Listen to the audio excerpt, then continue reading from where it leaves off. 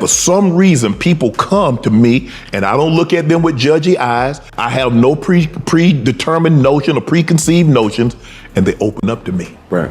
That's what they're upset about. Because if you look at a lot of these people that's been on other podcasts, they don't do the views that they do when they come on Club Shay Shay. After a shocking conversation with comedian Katt Williams, it seems that not everyone is in favor of Shannon Sharpe using his position to speak the truth. Shannon has faced threats from powerful people in the industry who are upset that Katt revealed details about what actually happens behind the scenes, but that is only the beginning. Shortly after Katt's controversial interview, Shannon called Monique to the show, and she came clean about her issues with Oprah and Tyler Perry. At first, Shannon was hesitant to discuss how these powerful people tried to have his show canceled, but he eventually made the decision to spill the tea everywhere. Big dick deviance is all catching hell in 2024. It's up for all of them. It don't matter if you Diddy or whoever you is. TG Jakes, any of them. All lies will be. As you are aware, Shannon Sharpe made a big splash at the beginning of the year when he had Katt Williams on his program for an open interview. The dialogue changed the course of the year and took the internet by storm. Shannon revealed that his producer had told him the interview would be a game changer. Before it aired in that producer was correct. During the interview, Shannon remembered a scene in which he glanced back at Katt and then at his producer, who was shaking his head. Shannon's producer reassured him that this will be the talk of 2024, allaying his concerns that they could have made a mistake. At first, Shannon couldn't believe it, but his producer was sure it would become viral. However, prior to this interview, Shannon had 8 million views on his most popular podcast, which included Steve Harvey. His producer set a goal of 10 million views for the episode featuring Katt Williams. If we get 10 million, Shannon thought that's a really excellent interview.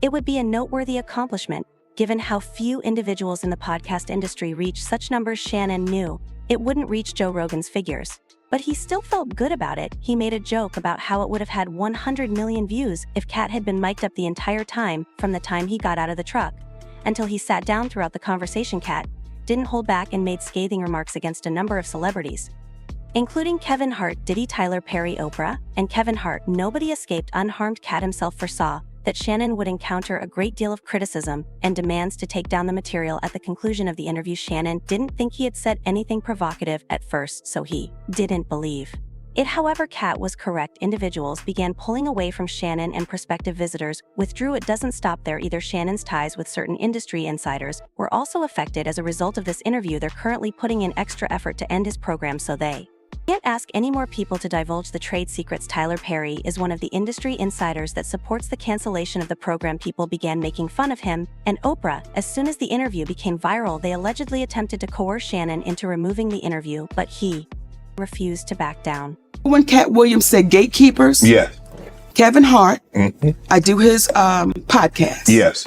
And I want y'all to re-listen to the podcast so you can hear it for yourself. In the most recent interview with Monique after Katt Williams, this story spread. Believable. Monique claims that Kevin Hart was utilized by Oprah and Tyler Perry to totally ruin her career. She related how she and Kevin had a falling out years prior after he asked her to appear on a special edition of his podcast Gold Mines. Kevin gave Monique a platform on the program to express her annoyance at being shunned by Oprah Winfrey, Lee Daniels, and Tyler Perry. Kevin reassured her that he would get in touch with Tyler to resolve the issue and that he was on her side, but a few days afterward, Kevin gave Monique another call and informed her that Ty had no interest in supporting her. In spite of this, Kevin pledged to help Monique with whatever project she thought of, even going so far as to executive produce her ideas. But eventually, Monique was informed by Kevin's manager Dave Becky that he no longer wanted to work with her. Monique confronted Kevin, who said there had been a misunderstanding. However, after 2 years, not much had altered. Katt Williams' allegations regarding the industry's manipulation and backdoor transactions were further supported by this occurrence.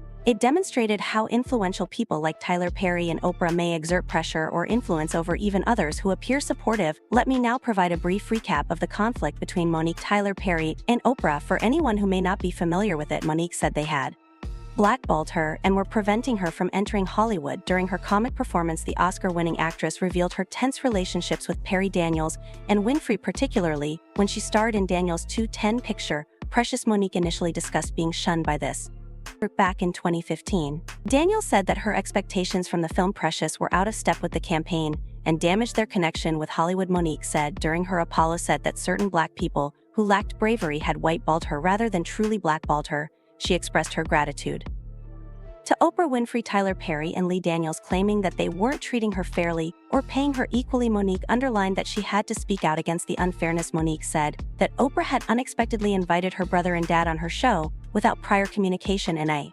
2008 interview with Essence magazine, Monique had previously courageously revealed that her brother had written her an article. Not as well known, though, was Monique's tense relationship with her parents, who she believed had disregarded her trauma. Oprah was aware of this, so she was taken aback when Monique learned that Oprah had not only asked her brother but also her parents to talk about her experience on the show. Without telling her beforehand, Monique felt duped and caught off guard by the move. She remembers clearly viewing ads with her family, which served as a terrible reminder of Oprah's breach of her confidence. Monique clarified that Oprah only brought up her brother in her initial correspondence with her, attempting to get Monique to appear with him on the program, but Oprah intentionally omitted the part about inviting Monique's entire family. Monique says she would have stopped it right away if she had known. Literally run the entire episode for him, and he hates it. Does that mean I have to learn a whole new script? Yes, that's what it means. Mr. Perry on the spot starts rewriting the entire script, and he's feeding me the lines to say, and the director is kind of standing on the side like, you better do it, because if not, they... Nonetheless, because Oprah and Tyler Perry were essentially titans of the business at the time, this problem wasn't as well understood. Anyone who stood in their way risked being canceled, blackballed, or worse, any dispute or disagreement involving them was swiftly eclipsed by their unwavering success and domination. Due to their immense impact, Tyler Perry appeared unstoppable because, to his innovative theater work in Atlanta and a run of popular media appearances, a formidable figure in her own way, Oprah Winfrey had a similar authoritative demeanor. Collectively, they molded the entertainment industry, and the choices they made had a significant impact on others around them. Perry's firing of the 4 House of Pain writers who were demanding union contracts, for example, was just one of several scandals that didn't appear to do any damage to his reputation. Perry's popular concerts and lucrative arrangements eclipsed the industry's response, which was generally subdued. Similar to this, it was only another blip on his enormous empire's radar when the actors' unions rebelled against him in 2015. Perry's reputation on the set for asking for last-minute alterations and pressuring performers to the breaking point contributed to the mounting list of grievances. Perry's status didn't seem to be greatly affected by Brandon Jay's TikTok disclosures on the demanding conditions on Meet the Browns, even though they brought attention to the extreme difficulties performers faced. He detests it since we essentially rerun the entire show for him. Does that need me to pick up a brand new script? Yes, that is the meaning of it. Mr. Perry begins immediately to rewrite the entire screenplay, giving me lines to speak, while the director sort of stands back and says, "You better get it done, or they'll fire you." Recordings of them confessing that, the other guys that they have on the payroll, all of the above. And the difference is, the wonderful thing about confidentiality agreements and non-disclosure agreements is that they can't prevent you from turning all of those things over to the police. There are many rumors that are circulating about Tyler Perry's personal life that suggest he may be projecting his own suppressed feelings onto younger black male performers. Actor Chris Keys recently shared a heartfelt video on Instagram that described his personal difficult encounters with the power dynamics in the industry, further escalating the tension. Keys mentioned a wealthy man who reportedly boasted of having several young black males under their employ, raising the chance of exploitation. Since 2005, Christian Keys and Tyler Perry have worked on TV shows like All the Queen Men and Diary of a Mad Black Woman. Christian Keys caused controversy by naming a wealthy man in the video. Is it reasonable to conclude, in light of everything said above, that Tyler Perry has a talent for taking down everyone who gets in his way? Well known for his achievements in Hollywood, he is said to have a practice of undermining other African-American performers. Shannon Sharpe included. Sharpe even disclosed that influential people in the business are attempting to get his show canceled. Everyone is interested in learning the identities of these giants in light of this discovery, particularly in light of the exposes by Monique and Katt Williams. Oprah Winfrey, who has a strong relationship with Tyler Perry, is one of the main suspects in this story. Another significant figure in the business is Oprah, who is renowned for her strong influence and her determination to stand up for her reputation. Think about Ludacris, who had a tense encounter with Oprah. Ludacris and the cast of the crime drama Crash were guests on Oprah's show back in 2005. Oprah used the chance to publicly condemn Ludacris for using the N-word in his songs, rather than concentrating on the movie. This unexpected turn of events caught Ludacris off guard, especially considering he was there to promote the film, even more so when he learned that Oprah had cut out his insightful comments from the last broadcast.